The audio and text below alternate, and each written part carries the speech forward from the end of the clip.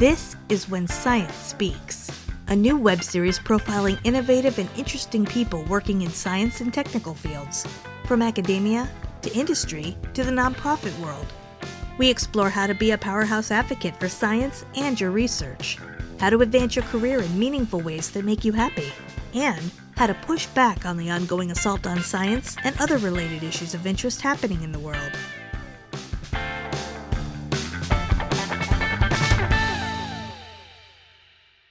Well, hey everyone, and welcome to When Science Speaks. I'm so glad that you're here. Today's episode is brought to you by Bear Strategic Consulting. It's a unique training and advocacy firm in Washington, D.C. that helps scientists and engineers get funding, advance their career, and build key relationships with their most important stakeholders. If you'd like free bonus content and useful resources from the episode, you just need to text When Science Speaks to 44222.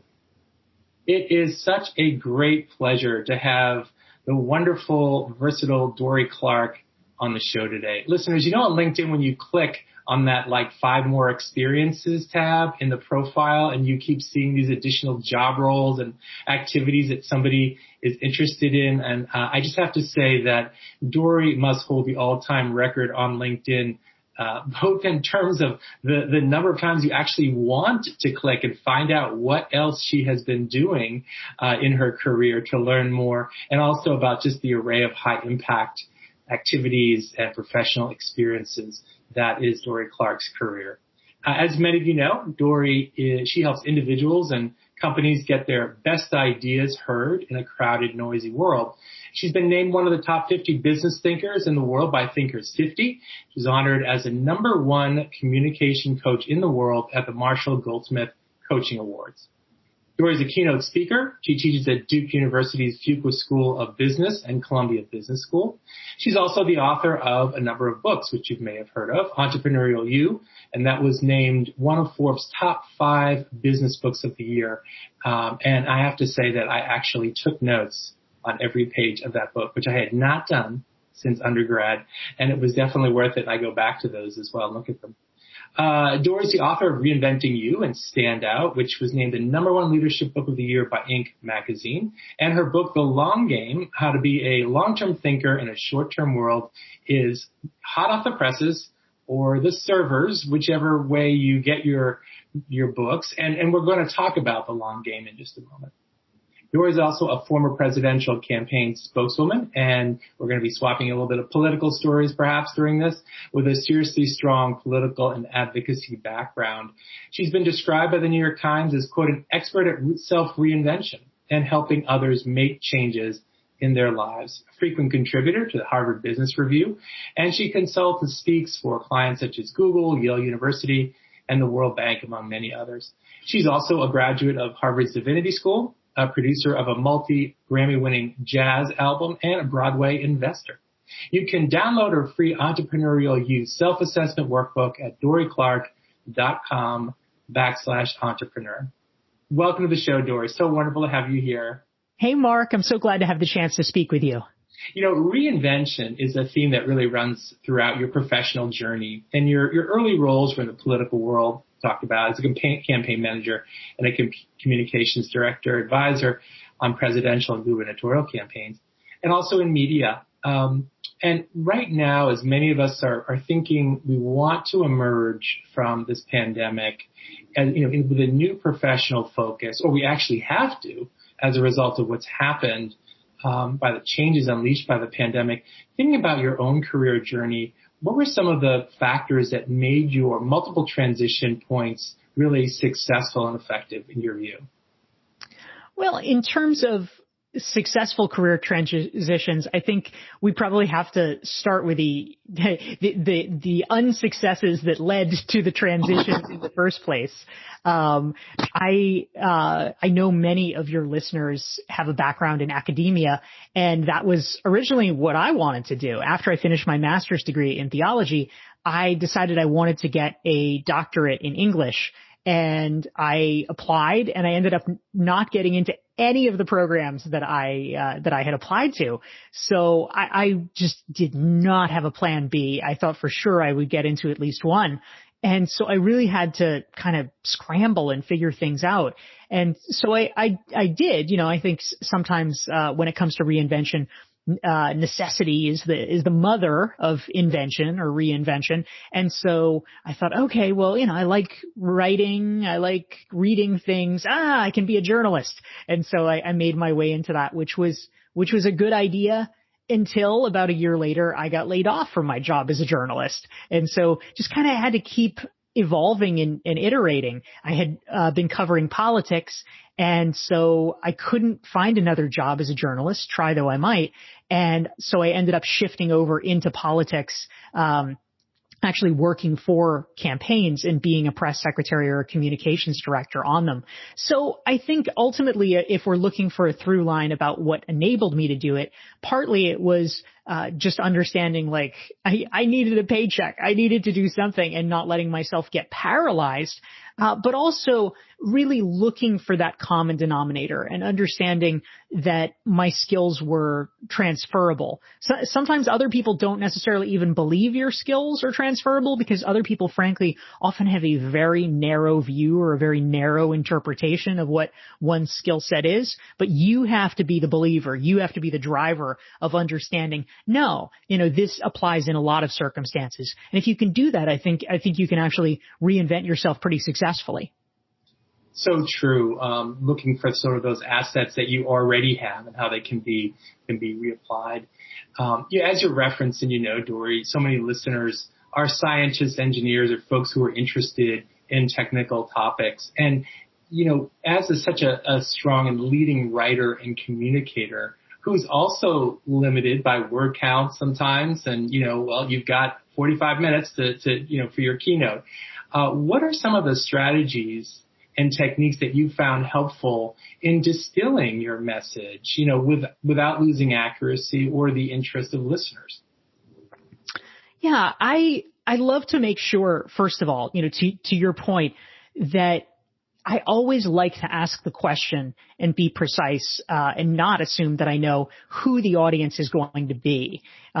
Sometimes problems can emerge because you might think that the audience has a more technical background, for instance, than they do, or that the goal of a given meeting is something different than it is. And so if you can actually just really get clear about, okay, who am I talking to and what is the goal of this meeting or this presentation, that solves a lot of problems because you can work backwards from there.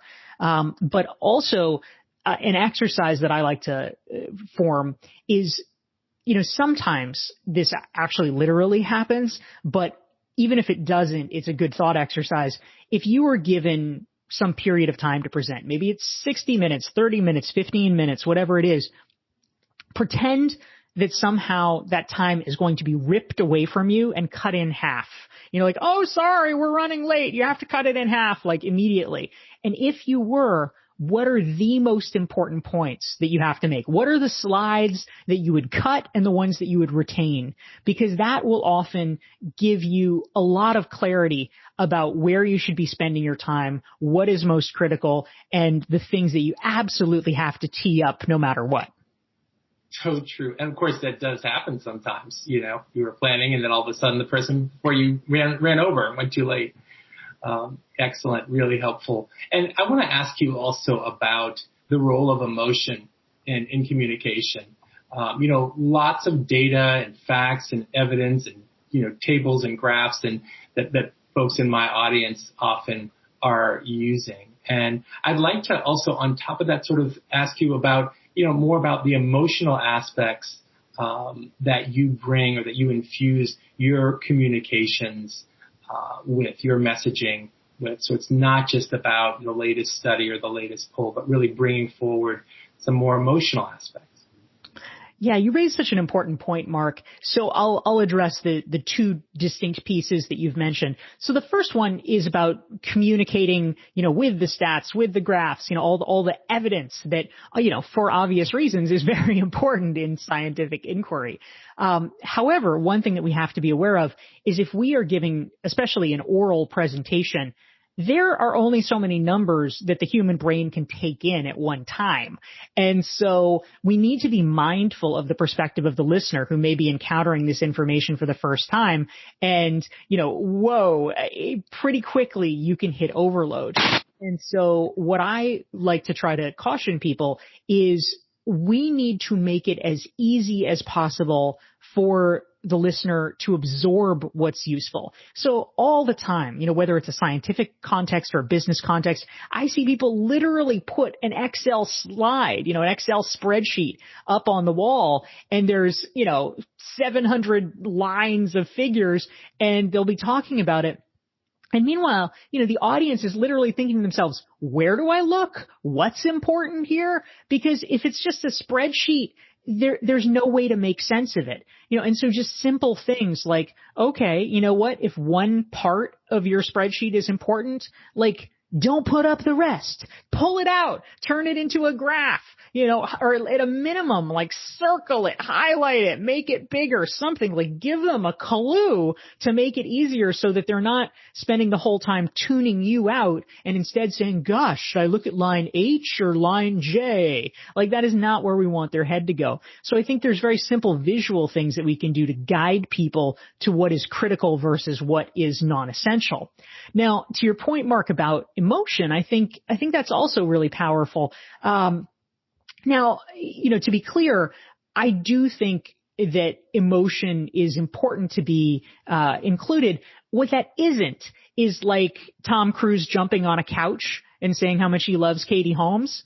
I don't think anyone really wants a scientist, who's talking about global warming to start weeping. It is terrible. It is terrible. But you kind of compromise your objectivity if it looks oh, wow, he can't even hold it together when he's talking about this. That's not the kind of emotion that we're after.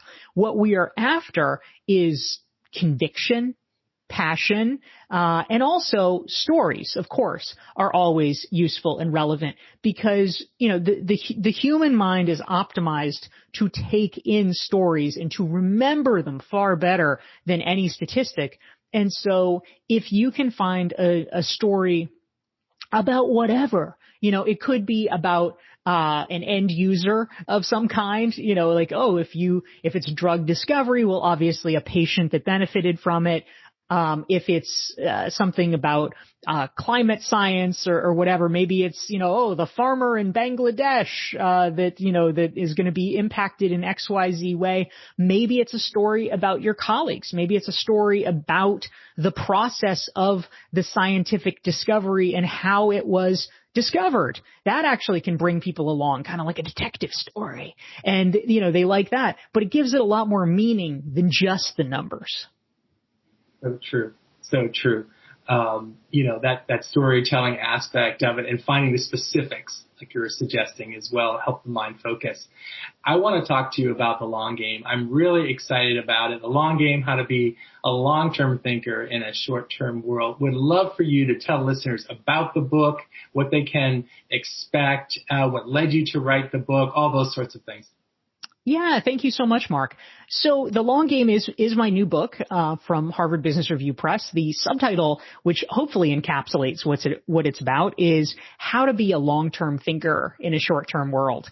And I think we all know, scientists probably better than most others, there seems to be a lot of factors pushing us toward the short term these days, whether it is, people constantly obsessing about their Instagram likes, whether it is CEOs, that are buffeted by the winds of Wall Street and, wanting to optimize for quarterly earnings at the expense of long-term R&D, or whether it's some of the decisions that, our political leaders make about long-term environmental trends. So there's a whole raft of ways that our society privileges the short term, and of course we know the consequences. We know that that can lead to some really suboptimal and in some cases awful outcomes. And so my book actually basically takes the framework that I've developed around strategic thinking and it applies it to individuals so that they can think about their lives and their professional careers in terms of strategic thinking and in terms of optimizing for the long term. And often, the hardest part is just how do you resist those forces that are pressing in on you? And it is a book that really tries to give people the armament that they need so that they can successfully be the kind of long-term thinker that they want to be. I'm also interested, and thanks for that, Dorie, also interested in how the long game fits within the pantheon of Dorie Clark classics, such as Stand Out and Entrepreneurial You. How do you see it fitting within the array of books that you've written? Yeah, thank you. Well, so broadly speaking, and you were mentioning this at the outset, Mark, the way that I think about my business is it's helping individuals and companies find ways to get their ideas heard in a very noisy and competitive environment. And so for the past 5 years, I've run an online community called Recognized Expert, and it has now more than 600 participants who are all, very smart, educated professionals who are looking for ways to kind of raise their profile so that their ideas can get the airing that they want. And, these are people in all sorts of fields, including science and medicine and things like that. And what I have seen among the participants, and I experienced this myself, but it really hammered home when, you have hundreds of people who are going through the same thing and you're kind of coaching them through it. But one of the hardest things is everybody, every reasonably smart professional knows and has heard a million times, success isn't overnight. Nothing happens overnight. Like, okay, yeah, we know. But the problem is nobody tells you how long it actually is supposed to take. Like, okay, what's not overnight? Is it 2 nights? Is it a month? Is it a year? Is it 10 years? No one tells you, and there's no guidance. And so what often happens is that even very promising ideas sometimes get abandoned too quickly. We see this in science all the time. They get abandoned too quickly because it is impossible to know in the moment, is it not working or is it not working yet? And so the long game, the reason I wrote it was to really try to help people through this trough that they experience and to be able to contextualize what feels like a lack of progress so that they have the strength and the perseverance to be able to move forward and actually accomplish the great results that they have been after. Yeah, it can be so hard. And when people ask me or I'm mentoring folks, and, I always say the answer is how long it's going to take. It's going to take longer than you think or want it to take. Right? It always seems to take longer to materialize. You have your plan and, it's going to be, implemented and you really want to be successful. But like you say, you have to persevere and have sort of that expectations management right at the beginning. And Dorie, you've done so much work abroad as well, internationally, not just within the United States. And, a lot of your message and you've applied your talents and expertise, to reinvention. And that implies, to me, hope and optimism, and first I want to thank you for that because we always need those things, and we really need those things right now. So first off, thank you for that. It's really uplifting. And I wonder if you could talk about your experience abroad and talking to audience overseas. I know that you've been for many years doing work with HEC, of course, is the big business school in Paris. I was fortunate to go to school in Paris myself, and HEC was like the pinnacle, like all of our best business schools rolled into one. And you've been teaching there for a long, long time. So I wonder if you could comment about the differences perhaps with that kind of reinvention emphasis that you see in the U.S. and when you're working abroad. Yeah, thank you, Mark. And you're exactly right. I've taught at a variety of business schools. HEC in France is one of them. More recently, I've done a number of programs around personal branding for Skolkovo, which is a management school in Moscow. I've done programs at Fundação Dom Cabral in Brazil, at Nazarbayev University in Kazakhstan. So I've kind of run the gamut internationally. And it is interesting. Of course, reinvention in many ways goes hand in glove with the concept of personal branding. How do you see yourself? How do other people see you?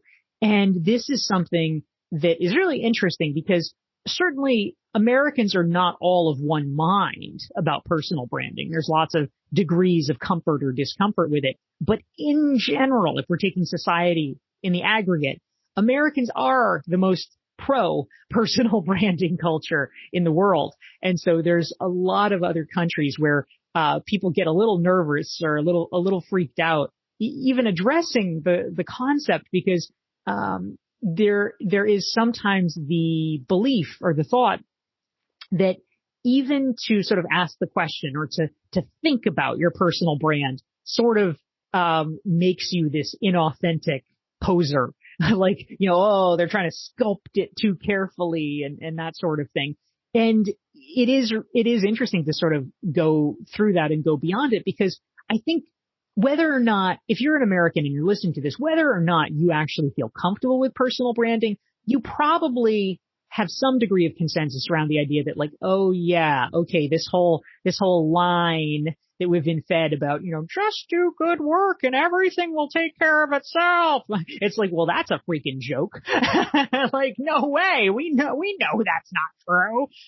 But in a lot of other cultures, there's still, I think, a kind of fervent adherence that, like, no, but it should be true. And human nature it's just not, because people are busy. They're too busy to care about you. And so we have to make sure, we have to be the architects of this. Nobody's going to really be looking over your shoulder to make sure, do people really appreciate all of Mark's talents? It's like kind of the only one who cares is Mark. So it's not to say, as some people worry, that you have to be obnoxious or that you have to be aggressive or that you have to constantly be saying, oh, I'm so great. Look at how great I am. That is obviously not effective because nobody likes it. But what you do need to do is at least be strategic in asking the question of, like, okay, well, number one, what do people think of me? Number two, is it what I want them to think of me? And then finally, number three, if those two things are not the same, well, what can I do about it? And I think that asking that question is actually a really important thing for people to do, regardless of where they live and regardless of what culture they're in. Yeah. So true. I almost seem like when I talk about persuasion versus manipulation, right? And we're talking about persuasion here, putting your best self forward. Yeah, so true. Not trying to manipulate something. As we wrap up, Dorie, I want to, first of all, let listeners know, before Dorie was on presidential campaigns and gubernatorial races and writing best-selling books, she was a philosophy major at Smith College in the Commonwealth of Massachusetts, and then, as she mentioned, earned her master's at Harvard Divinity School. And so she really brings, sort of thinking, Dorie, bringing your philosophical or theological perspective maybe to these really challenging times that we're all facing right now. What are the messages that you would like listeners to leave from this episode with? Well, I thank you, Mark, and thank you for the opportunity to speak with you and to have a chance to connect with your listeners as well. I just think the work that practitioners in the sciences are doing are so extraordinarily valuable. You're the bulwark against societal disintegration. So props to you. And also, I want to urge everyone. I think part of what you're doing, Mark, is so important and valuable because nobody wants to be the tree falling in the forest. It's great to be a good scientist and it's great to do good science, but, similar to the personal branding question, if no one's listening, if no one actually understands what you're talking about, it's not going to do a lot of good. It's nice to know it. It's nice that you know it. It's nice that other people know it. But ultimately, where science makes a difference is in, making an impact on people, whether that's influencing public policy, whether that is creating some kind of a drug or a device that can save people. Knowledge for its own sake is wonderful, but I suspect that most people are looking for impact, and they're looking for a way to make a difference, to be helpful, to move the discourse forward in positive ways. And that necessitates being able to communicate it effectively. That's probably the most valuable skill that you can add to your repertoire, because anyone listening to this, you're probably already awesome at science, which is great. But the thing that can distinguish you further is being able to communicate about your science, because that is going to enable it to have just such a leveraged impact in the world above and beyond anything you could get to by just talking to a kind of echo chamber of one's peers. Dorie Clark, such an inspirational, actionable interview and discussion. I want to thank you for taking time out for this, and also to remind listeners about your book that is recently coming out, The Long Game, How to Be a Long-Term Thinker in a Short-Term World. I'm certainly going to get my copy. We'll have links to all of your books and your other resources in the show notes that accompany this episode, and I really encourage listeners to check all those out. It's been fantastic to talk with you, Dorie. Thank you for being here. Mark, I appreciate it so much. It's awesome to speak with you. And I'll just mention, if folks are interested in getting a free long game strategic thinking self-assessment, they can get it at DorieClark.com/thelonggame. Perfect. Thank you, Dorie. And listeners, thank you so much for being along on this episode of When Science Speaks. And I hope you'll be back next time for the next episode of When Science Speaks.